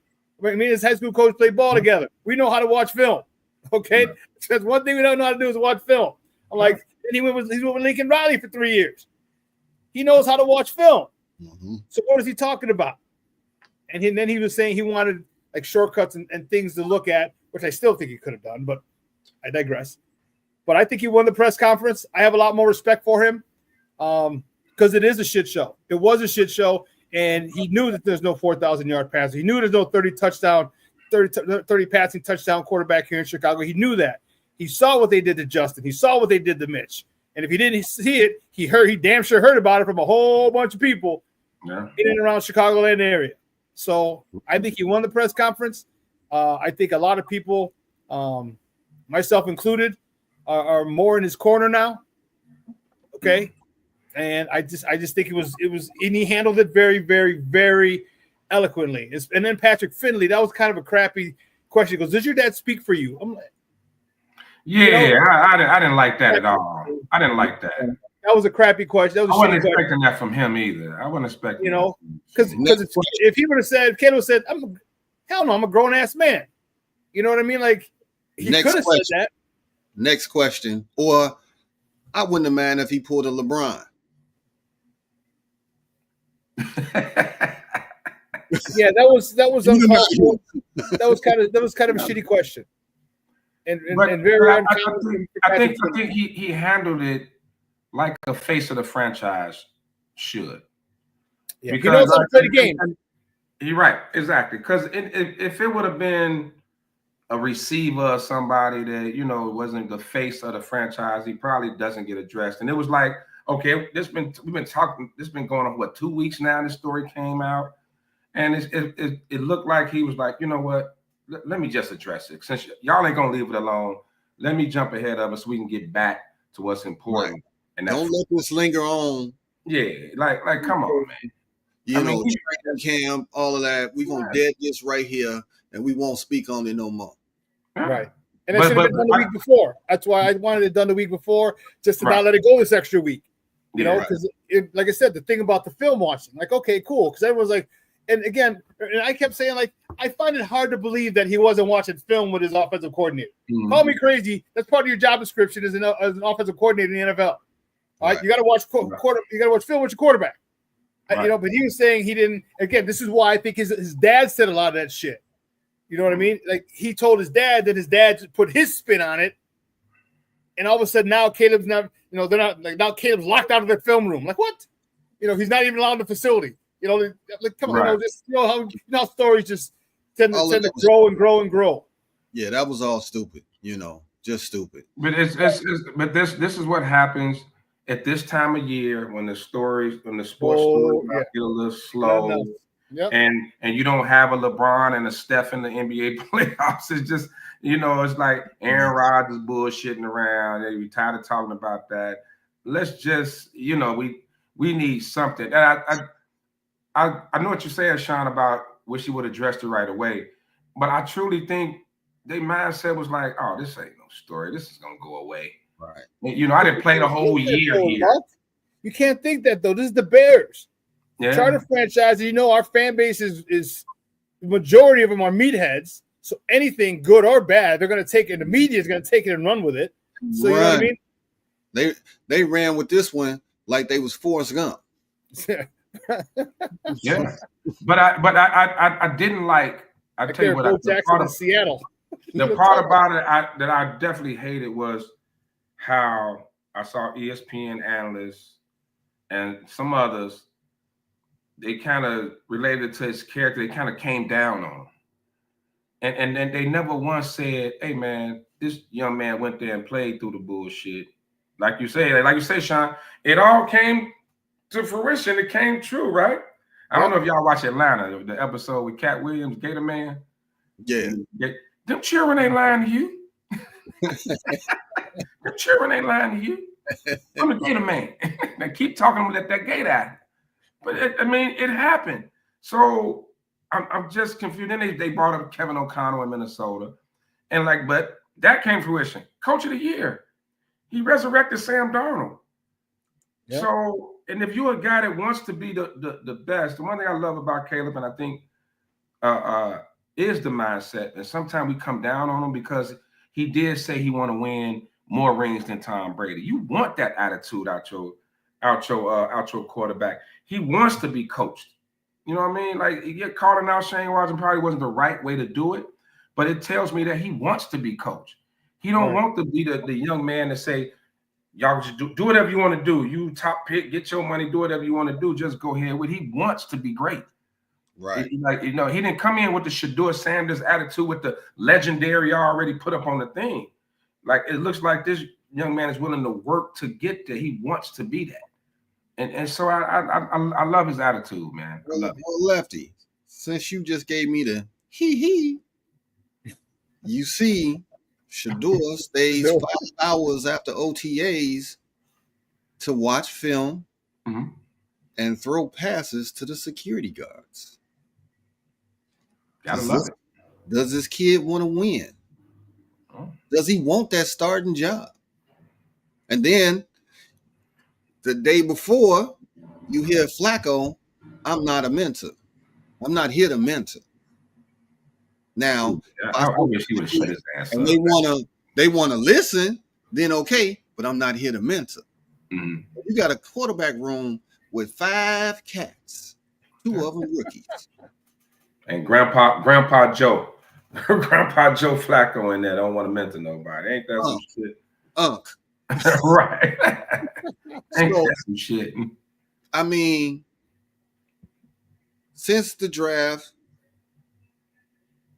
and he's got to Cleveland, I haven't heard anything negative about the kid. In his play, in his approach to the game, it's like, damn, you heard all of these negative things with the interviews and all of this stuff. But right now, the kid is doing what he's supposed to be doing coming into the league. Yeah. Well, he has a lot to prove. Whenever you plummet, and we've never seen a drop like that from projection to where you were actually drafted. I think it's his. The last drop we saw like that was when we was in Vegas and Pat fell. Come on, man. Come on, that man ain't here. I couldn't. You know, it's if you, I don't know, like he has, like you go from the number 2 quarterback in the draft overall And all these quarterback needy teams out here, you drop to the 5th round, and it almost felt like, and they already drafted a quarterback ahead of you. So it felt like a mercy draft pick. He got a lot to prove, bro. He got a lot to prove. So yeah, if he got to go in there and throw the ball to the security guard and hell, make the coffee, make the donuts his damn self, whatever he got to do, it's on the table. You know what I mean? Would he be doing this if he had been taking what he was projected? We don't know. That's a great now that is a great question. That's a good question now. That's a great question. He was drafted in the top 5. Would he be doing this same thing? Right. Something tells me yes, and here's why. His father. All right, Deion was you say what you want about him and his attitude and prime time, but Deion Sanders, the football player, was about that business. Yeah. He was straight about that business, and I think that type of, and people, I don't understand why people have come down on Shador. Like, his work ethic is a direct reflection of his dad's. Like, people think, oh, he didn't play a good team, he didn't do this, he didn't do that, he had Travis Hunter. Dude, I guarantee that dude put in all the work necessary and then some, because his dad's like, he goes, you're not going to embarrass me and my name and our legacy. Yeah. And he had to learn that work ethic from Deion. And I just think, and two things can be true. He could have been an ass and unprepared in those meetings, and he could still be doing everything possible now to show that truly wasn't him. Maybe he probably just too high on himself at that point. I didn't realize how fast that old boy network will shut you down quick, fast, in a hurry. And he found out. He fucked around and found out.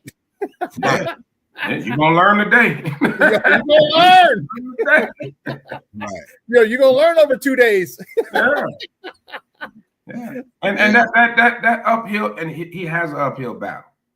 And like I said, like Pete, and that you kind of forget because his name was one, but they drafted a quarterback before him. Dude, they said everything I'm reading and everything I'm seeing, dude, he's head and shoulders above just about all the other quarterbacks. He's definitely ahead of Gabriel, the guy they drafted from Oregon. Yeah. Damn, for sure. Yeah. They showed clips on him. This cat couldn't throw a 5 and out. I was like, what are you doing, dude? You're in the NFL. You can't throw that. You ever threw a football that ain't got no air in it? That's what it looked like. It got to be some rotations off. It got to be somewhere with the ball. I feel bad because he's one of my Caucasian left-hand cousins, man. But I mean, it is what it is, man. Well, it is what it is, bro. I'm like, what is he? He looks horrible. That little clips they've been showing of him. I know all we see is little clips, but that dude don't look like an NFL quarterback at all. Well, Sean, I wish I would have took video when we was in Houston and Lefty was throwing the football in the pool. It looked a little familiar. I was in 6 feet of damn water. What want me to do, man? You want me to be Dan Marino in 6 feet of water? Shit. Hey, Lefty, I know you didn't like this, but guess what? The tush push lives on. Ah, yeah, it does. It does. The tush push lives. Hey, after they made the ruling, it said the tush push survived the shield. Hey, man, we was right there. We almost got rid of it, man. We was right there. It was some little thing they couldn't prove that it wasn't a football play. So, you know, I still feel the same way about it. It hasn't changed my feeling about the play. It's just because I think it gives an advantage, a big advantage to the offense. And if you're a defensive player, you know, you can't, momentum-wise, I can't carry somebody back 5 yards and they lose yards. It's play stops right there. So why is the offensive guys allowed to be pushed forward and gain yards? So I just think it's just a disadvantage to the defense. But I mean, it is what it is. Just keep their ass off the goal line. I guess that's all you can really do. You know. Hey, Sean, the first play, Philly in Green Bay, Philly running the tush push. The first play of the game. I don't care where they at on the field. That's the first 10 from the 20, tush push. tush push. I think they couldn't prove it was a safety issue. I would do it just to be fucking petty. Yeah, That they would be couldn't prove it was a awesome. safety issue. That would be awesome if Philly did that first play. The first play of the game. I don't care where they at on the field. They got everybody spread out. Like down. Everybody comes in. Tush push. Hey, and in 2026, it'll be gone if they do that. It'll be gone. Jalen Hurts with a 6-yard gain. Right. The commissioner be like, God damn it. We are not turning this into rugby. This will not be that. He all of a sudden creates executive orders that he can stop anything. Right. As of today, before the game's over. Definitely. But I swear to God, that would be so fucking awesome. So petty, dude. Petty. Capitalized petty. That'll be strong. That'll be really strong. You know what? That'd be Philly saying F you to the league. It would. It pretty much. Really would. And Green Bay for writing the for fucking suggesting it, yeah, for starting this whole thing. Like you couldn't. They played Green Bay this year, right? Yeah, we played. Yeah, that's what I'm saying. That first play would be awesome. And Philly be like, "See, you couldn't just keep kissing your cousins up there. You had to do this stupid stuff and come up with this rule." But I love Ben Johnson's answer to it too. Ben Johnson, I like explosive plays. You know, yeah, he's like a guy. He didn't hold back. He said, "No, I like explosive plays. I don't like that shit." So yeah, pretty much. Justin Fields, he comes dude. Out. He believes he can be great as a Jet. Smoke or ash? Where you going with it? Well, Gandy said they should at least let the linebackers push the D linemen if they're going to allow the tush push. Actually, you can. You can't push. You can have your linebackers can't push the defensive lineman in, so you can do that. Okay. I'm sorry. You're talking about my man. I'm gonna let Sean answer that. Repeat the question, please. Can he be great? Hell yeah, he could be great. Hell yeah, he could be great. He like everybody else. What we talk about with the Bulls, you need development. You need people around him. All right. Now, think of look at his the receiving core that he had his first three years here. The third year, he finally got DJ Moore, and what happened? Oh, DJ Moore has a career year. Oh, crazy. Cole Kmet has a career year. Oh, crazy. You need development, and not just because I'm a Justin Fields guy, but and any athlete needs development. And he's in a spot right now where he loves it in New York. The fans love him initially right now because he hasn't played a game yet.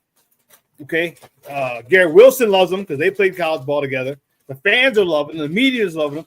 He's got an offensive mind over there. Let him cook. Give him the tools that he should have got when he was in Chicago. Because Pittsburgh messed it up. Pittsburgh should have just signed him, but Pittsburgh was trying to hold out, and they were playing games, and New York came in and swooped in and signed him. And they didn't want to guarantee him that starting job. Pittsburgh was playing around. They didn't want to. Yes. Yeah, they screwed it. They screwed around. Yeah. I like Justin too, man. Regardless, like I'm still cheering for the young man, and I'm glad he did get another contract to and another shot at being a starter. Usually by the time you're at your third team, you're backup QB. That's it. That's all. But I would love to see him with a true quarterback developer. You went from. You only had the 1 year with Nagy, which I think if Nagy had him for a few years, he probably could have worked him. But so you went from Eberflus, defensive guy, Tomlin, kind of more not a really offensive mind, and now Aaron Glenn, who's a defensive guy as well. I don't know who the offensive coordinator was over there with the Jets this year, but I would just love to see him get a couple of years with a true QB guru. Like with a Ben Johnson, a Sean Payton, I would love to see that. Kevin O'Connell, one of those cats. That would have been huge. Their offensive coordinator is Tanner Engstrom. He was the passing game coordinator with the Lions. Okay. Aaron Glenn. He came over with Aaron Glenn, so that's his OC. So now you're getting a young guy, and here it's nice that he's an offensive mind, but you're not getting him with a veteran, a proven play caller, a proven developer of the quarterback position. Exactly. This guy's new on the job. So it might not work out as well as we want because of the fact he's not getting a guy who's developed quarterbacks before. Right. This is this dude's first gig as the offensive coordinator. So and here we go again. This is the same type of stuff. He comes and got a first-year offensive coordinator in Nagy. I know he had a couple of years with Trubisky, but that was still his first offensive coordinator gig, a play calling gig. Then he got Luke Getsy, first-time play caller there. Now here he goes again with a first-time play caller. Yep. So hopefully a lot of Ben Johnson rubbed off on, rubbed off on Taylor Engstrand, and he's able to, Sean, that was kind of Diddy-ish, Sean. That's why I said no Diddy. Well, he didn't say rub it off with baby oil. Rub off with baby oil. He just said rub off.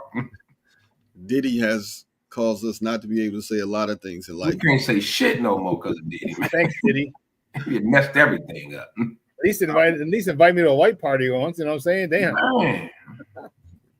But not the after party. Not the after party. We don't want to go there. Don't want to.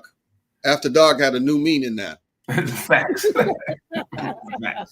I will say I've always was a Justin Fields fan, but Justin Fields will go down in history of having the best celebration in Chicago Bears history, and that's the splash slide against San Fran. Yes, in the tsunami. It goes down in history as the best celebration ever. It is.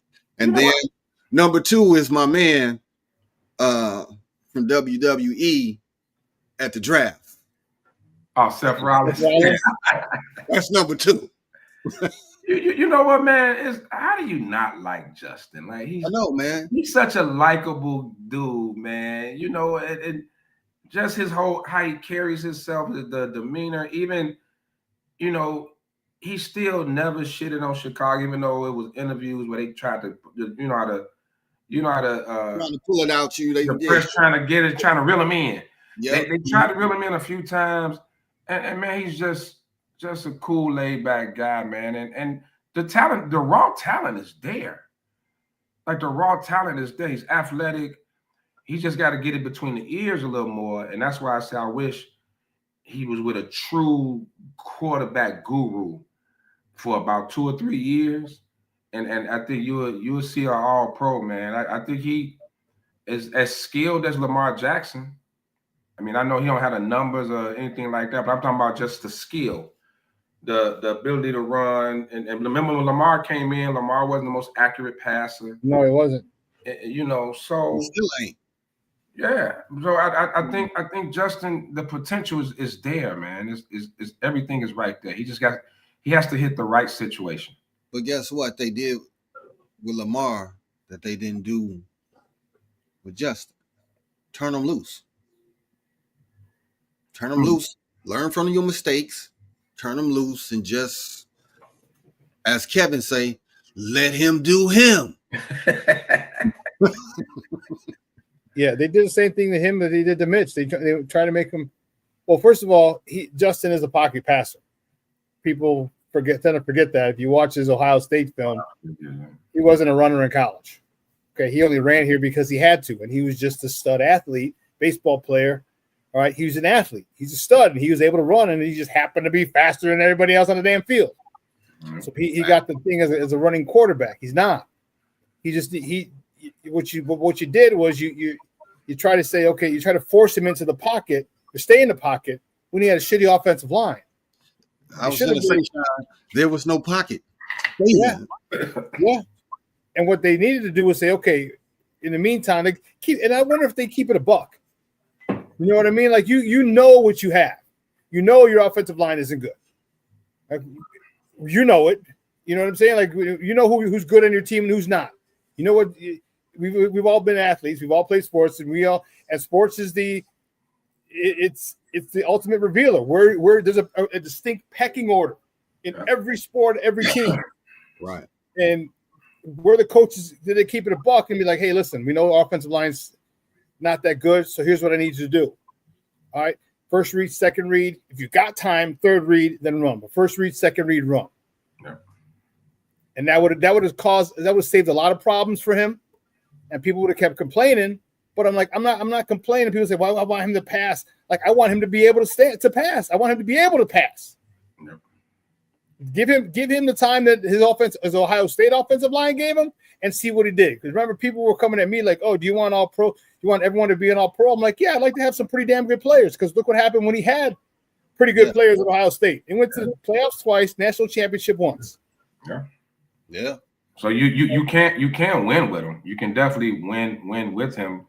It's just that I think we came down on Nagy when he first got when Justin first got in the league, because he wanted to sit Justin. Remember, he didn't want Justin to see the field his first year. Yep. And that's probably what he really needed. But then Dalton got hurt, and Justin had a good preseason, and then the fans just had to have him. If I heard correctly, I don't know if it was a rumor or not, but it came from the top when Dalton got hurt to throw Justin in there and keep him in there. Because I think there was another veteran quarterback on the roster, I think, at the time too. Yeah, I don't remember that, but if they did, then that was a big mistake that they had, because you should have just said, "Hey." Was it your boy from Philly? It wasn't Foles. Foles was the following year, wasn't it? That was the following year that Foles came. Or was it? It was the following year because Foles played a couple of games, I think. Yeah, he did. Yeah, Foles actually played a couple of games. But he, it was, and then we got excited as fans do, and which is why you have to, there's ownership and management, you have to kind of drown us out, no matter what. And we were so desperate for a superstar quarterback, and we see this young man who wanted Ohio State, and we just, he came out and threw a couple of good preseason passes with no damn games, no scheme or nothing. Mm-hmm. We thought we had the second coming of Randall Cunningham. We just thought we had him, like Warren Moon or some shit. We were so excited, Well, I say it all the time. We went back. We was backwards. A lot of teams that have success with the dynamic rookie quarterback, they've already built their line. They've already got offensive weapons as receivers, running backs, and they pretty much have a decent defense. We didn't have that when Justin came. We didn't have those tangibles. We had maybe this, but not this. We had that, but not this. So, well, we had some of that with CJ Stroud. I'll give you as an example. Had just about everything to make him successful his first season. Yeah, but I think that rookie year, the rebuild didn't start yet, and what we weren't in full rebuild mode, like when Poles took over. Remember, that was the end of, wasn't that the end of Pace and Nagy? His first year. Justin was 21. Justin was drafted in 21. That was Nagy's last year. 22 was when Poles came. And that's when he tore down the defense. That was the tear-down. That was the tear-down. Tore down the defense. Something crazy. Didn't sign Akeem Hicks. Got rid of Puerto Rican Bobby. Traded Khalil Mack. And you want them to start outscoring people with a new quarterback that you didn't. The thing is, you got no first team reps. All right, you got no first team reps in OTAs because remember, he was, like you said, he wasn't supposed to see the field. Nope. No first team reps in OTAs and mini camp and training camp and preseason. Then you want him to come in week 5, and now have continuity with the receivers. And Poles stripped it to the studs. He did. He stripped it to the studs, and even though you could there's a lot of great college quarterbacks that didn't make it, and I think a lot of that is because of the development, because of the situation they went to, and they weren't allowed the time to develop. And that's what even in today's sports, we are so like, I need it now. Microwave society, yeah. Right. And it takes a little time. I mean, we're sitting here, I'm sitting there listening to people talk about Caleb Williams like he was a damn bust, you know, and like, slow down. Or we calling people bust after 1 year.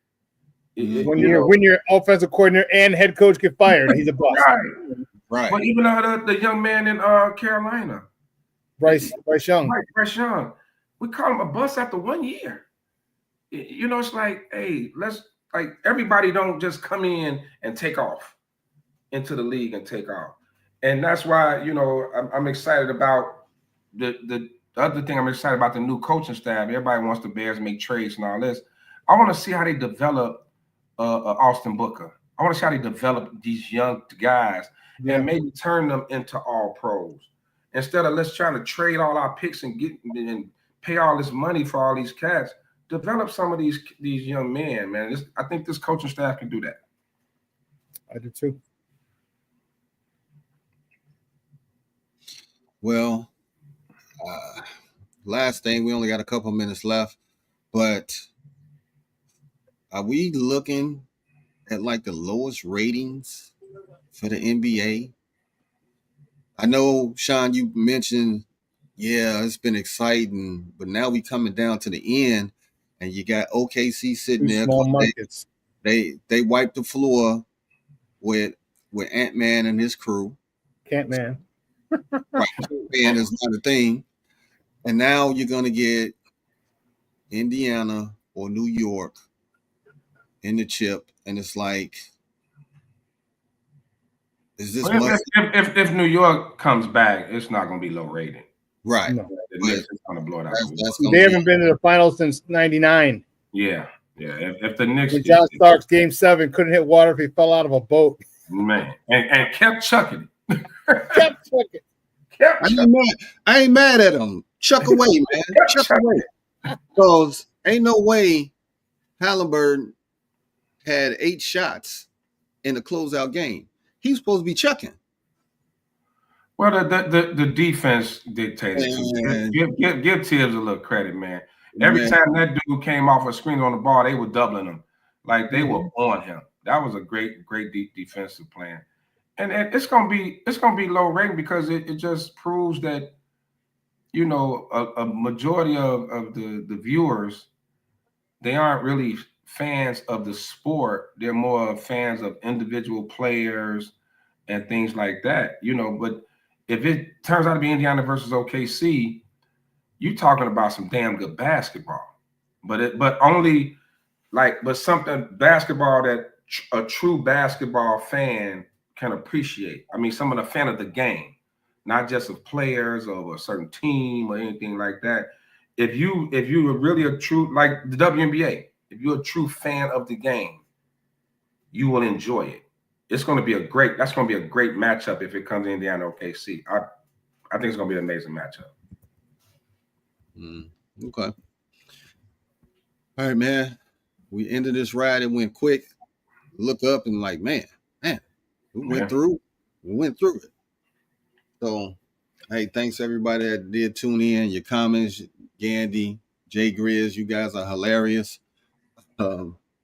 Especially with the Bobby Porter's punch. I forgot all about that. That's classic. So, man, appreciate you guys for tuning in. Knock that man to poverty.